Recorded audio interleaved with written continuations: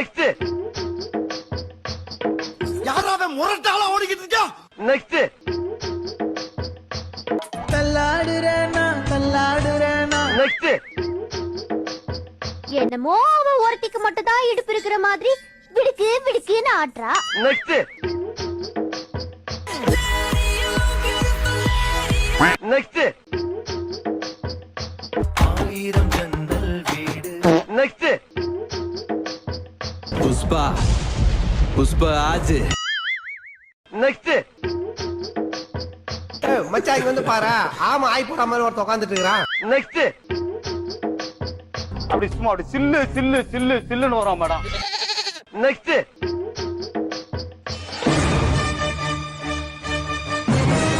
Next.